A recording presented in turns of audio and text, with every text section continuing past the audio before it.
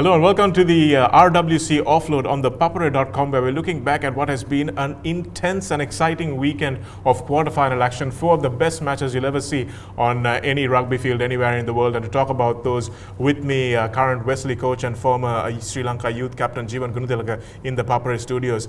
As expected, Jayan, we talked about it the week before and we thought all the Southern Hemisphere sides would get through, and they have. Yes, I think I'm just personally very happy that all my predictions came true. And apart from, I would say, that all the games were no surprise. So the teams that we preferred have come through. And it's all Southern Hemisphere semi-final. Well, we had two blowouts in the sense that we had two games that were really well won by the opposition and two that were really, really close. Let's talk about the most controversial of those first. Let's talk about Australia versus Scotland, Jayan. And this was a game that Scotland managed to lose 35 points to 34, and Australia could count themselves really lucky coming through, although they did score 5 tries. So 5 tries to 3, you would think that they would be deserved winners. But it came down to that final penalty, and despite the yellow card changing the game, that was what changed the match. So here's Craig Joubert giving the yellow card to Sean Maitland, the New Zealand winger. Did you agree with it? Well, it's like this, Shanaka. I personally didn't agree with it, but again, it's all about interpretation. Because Craig Joubert blows according to the letter of the law. And when you put yourself into the sphere of interpretation, then you have to go with what the referee calls. Like if you go back to the 2011 World Cup, the Sam Warburton red card in the semi-finals, that was also a point for contention. But again, it was at the referee's discretion and how he interpreted the rule. The rule is that if you deliberate knock-on, that it's a penalty, right? So now his construction of a deliberate knock-on is the fact that he went for the ball with one hand. So that is his interpretation, and he applied it, and that's what he called on the day. Yeah. So I don't think you can argue. Once you put yourself out there into that sphere, then you just got to go with what the referee calls. Well, it's a shame really, because all players just go out instinctively, whether it's with one hand or not, and so many players have caught balls just with one hand. So Sean Maitland, I think, can count himself desperately unlucky. There are 10 points they shipped in that point, 7 points net. So that was where the game was won and lost for Scotland. Although, of course, the main controversy has been around the line out and the penalty call. Let's have a look at that, Jayan, here on the Papare Offload. Here's a line out which really should have been won by Dave Denton there. It was thrown to the back in rainy conditions.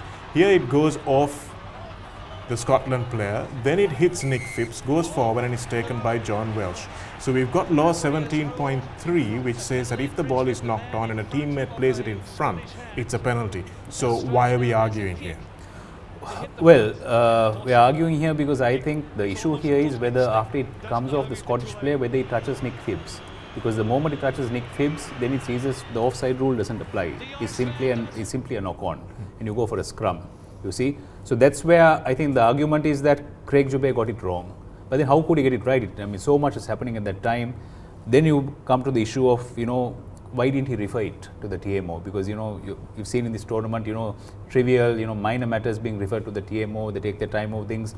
Why not a matter of this significance and this importance? It's virtually decided who went into the semi-finals. So Craig Joubert should have held back. Or even at that point, even when he gave the penalty, why didn't the TMO intervene? We have seen it happen in the tournament on several occasions. Why didn't he intervene? It happened against England. Exactly, exactly. So that is where the point of contention is. I think the referee just got it wrong. I don't think anyone can fault Craig Joubert. Referee calls it the way he sees it, and you can't expect him to see everything. He saw it and he called it, but it could have happened differently. Having said that, but I mean, if you're a Scottish supporter or a Scottish coach, why would you throw the ball at the back? I can't understand that. I mean, there are so many ways to get out of it. So there are so many things that can change. So it's just one of those things that happen. I think too much has been said about it. I think we just need to call it a bad call and just get on with it. It doesn't make Craig Joubert any lesser referee. I think he's still one of the best referees, and we just move forward. Yeah, I think the real villain of the piece, Ben Skeen, he was the TMO who could have just given him a call in his ear. He chose to keep mum. He also missed what may have been a late charge by Drew Mitchell on Stuart Hogg. So plenty went wrong, but World Rugby has hung Craig Joubert out to dry. Exactly, so many things could have happened. Watching the game, we've all caught up with the moment. I didn't notice the tackle on Stuart Hogg, but what I did notice is there was the phase before that, there was a scrum, and it looked to me, for all money, that Scotland collapsed that scrum within kicking range, and Craig Joubert could have blown that. So if you're going to really nitpick and cherry pick on what the referee has done wrong, I mean, if you ask me personally, I don't think Scotland deserves to be in the quarterfinal because I thought they got the rub of the green against Samoa. So, I mean, you can't really complain about it. Sometimes it works for you, sometimes it doesn't. It's the same in cricket, it's the same in rugby. You just got to live with it and, come back in 4 years and, carry on. Absolutely. I think Eddie Jones might be having a bit of a chuckle to himself, of course. But what they did do, Scotland, despite playing well enough to almost win, was they exposed Australia's frailties, Jayan. Exactly. I mean, we were all thinking that, Australia was probably the most underrated team because of the way they played against Wales and England. But now looking at what they did, I mean, they were lucky to get away with this. They should have lost the game based on how they played. A lot of chinks in that armour, you see now. Without Pocock, without Falau, they look very mediocre. They make mistakes that you would normally associate with the Southern Hemisphere team. So I would say out of the four semi-finalists, I think they are the weakest out of the four. Yeah, so the form team of the tournament in one game has become one of the weakest of the lineups. Now it's time to discuss the first of the quarterfinals, Wales versus South Africa, and that was a head bashing for 76 minutes. And then suddenly these two teams who play a very similar brand of rugby, Jayan, came out and we saw one moment of magic from a very unlikely man.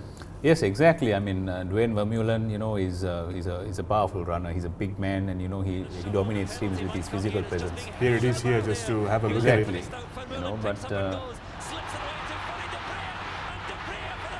And there you go with the behind the back, a beautiful pass. Alex Cuthbert had come in off his wing, Jayan, and as a coach, you would be having a word with him about that. Yeah, you'll be tearing your hair out because it's it seems to be a very a schoolboy mistake, where you hold your line, you don't come in. But having said that, it was probably an instinctive reaction where you see a man like Vermeulen running at your scrum half, and the instinctive reaction is just to go and lend a helping hand and you come in. And who the hell would have thought that he had a pass like that on him? I mean, we watched him play for all these years and we've never seen it once, and out it comes in the World Cup quarter-final. Yeah, absolutely. He's kept it for the opportune moment, but again, it was a bit of a dour semi-final, quarter-final in the sense that they were just not able to score tries, both these teams. That Dan Biggar set up a try for Gareth Davis, but that came out of nothing as well. He's been one of the form players of the tournament, of course, and Wales has carried this Wales team. But both teams a bit unimaginative, Jayan. Yeah, well, I think it has, has a lot to do with nerves. I thought Wales looked a little nervous. I thought they had a try for the offing in the first few minutes, when the pass is thrown over the outside centre's head. Having said that, but then South Africa, that's what you generally associate with the Springboks. They're just going to come right at you, soften you up, and then move it wide. I thought South Africa, could have actually put Wales away a lot earlier on, and made a few bad mistakes, handling errors, and so on. But having said that, I thought it was very entertaining to watch. I mean, if you're, the intensity was amazing, and it wasn't a tri-fiesta, but it was certainly very, very enjoyable. Yeah, when you look at the statistics, of course, you know how much South Africa actually dominated that game. So Wales were quite lucky to be in front just before that final try was scored. And that 62-13 scoreline, of course, the largest amount of points ever scored by a team in the knockout stage of a World Cup, given 9 tries and several different try scorers. And like you said, they're coming from everywhere. Are they playing the sort of total rugby that Johan Cruyff's total football sort of had been? No, it is. It's like a master class. It's like a lesson on how rugby should be played. It's almost unreal. It's surreal. To see a team like this play unbelievable rugby, Shanaka.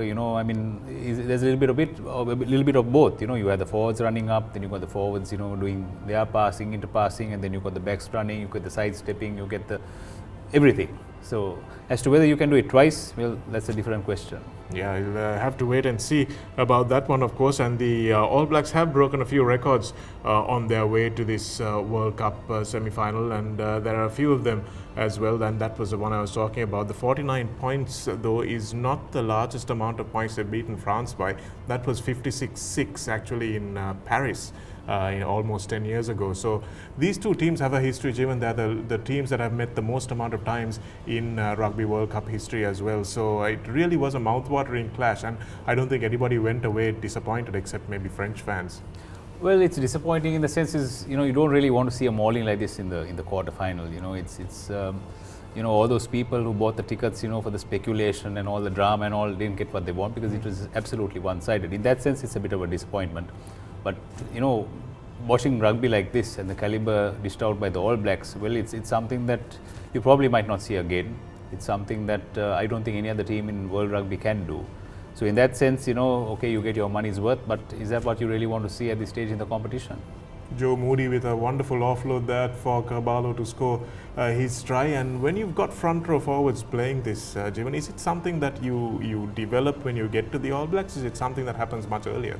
No, I think actually if you look at the feature of the All Blacks, I think the most, what distinguishes them from the rest of the world is the ball playing ability of their tight five. They've got phenomenal ball skills.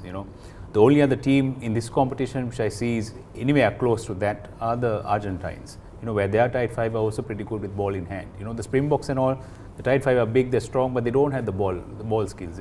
Vermeulen surprised us, but the tight five, they don't have anywhere. Their ball skills are nowhere compared to the All Blacks, and that is actually the main feature. The thing with the All Blacks is I think they've got such a good pedigree, such a good cradle of rugby that they're born with all these skills and they come up the ranks. And when an All Black team trains, that gives them enough time to work on other aspects, as physical conditioning and other things that make a rugby team complete, because they've got the skills. It's a magical place to coach. I mean, what do you have to coach these guys? They know what they're doing. Other teams don't have that luxury. Other teams, you've got to learn rugby, you've got to do the physicals, the strength, the speed, all that. So that's what makes them different from the rest of the pack. Okay, so we saw exactly what they can do to the rest of the pack, and whether that will happen next week is a question we have to ask ourselves. But who will be the opponents that Australia have to face? It's going to be Argentina, which not a lot of people thought because they follow the English media. But Argentina came out with a really complete performance, Jayan. Yeah, it wasn't very surprising looking at the way they've played in this tournament. They've only lost to the All Blacks, and they pushed them all the way. So for people who really followed them and the way they have been playing, not really the results, but the way they have been brushing teams aside, it came as no surprise.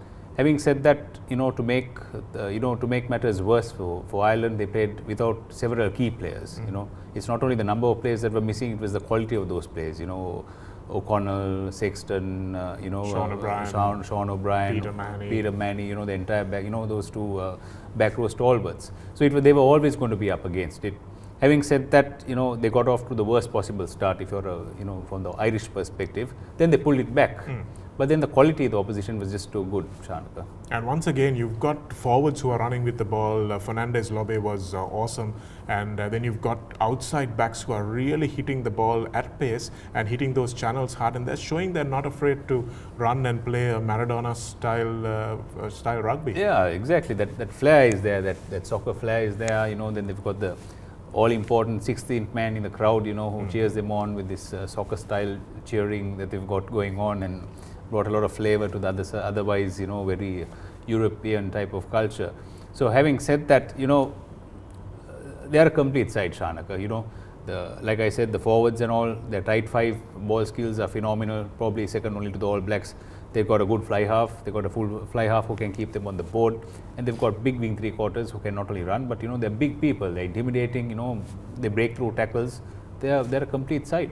Yeah, it looks like they might have what it takes to go all the way. I think we may have already seen a rehearsal for the World Cup final in that group game that we had in Pool C. But Jayan, what do you think? You think your Boks are going to make it? I'm hoping against hope that they would. Yeah, you never know, Shanaka, because strange things happen in tournaments like this. If you look at the '95 World Cup, going back, the All Blacks are phenomenal. They completely destroyed England in the semi-final. And if you look at the context of the way the teams played, then the game was a lot different. Jonah Lomu completely single-handedly dismantled England. What happened on Saturday was a similar dismantling. So you never know, you go to the final or you go to the semi-final, a lot can happen. You can lose your players earlier on. These teams play each other a lot, Shanaka. They play each other twice a year, so they know each other. They play in the Super 15 competition. They know what you can do to each other, and it all comes down to who has it in the belly on the day. And All Blacks have proven on previous occasions that they can choke. And we'll be back with another edition of Offload, of course, looking forward to the semi-finals, and then of course the all-important one where we look back at the semi-finals and see whether Jayan was right or wrong. Jayan, thanks a lot for joining us. Pleasure's all mine, ThePapare.com Offload. Yeah.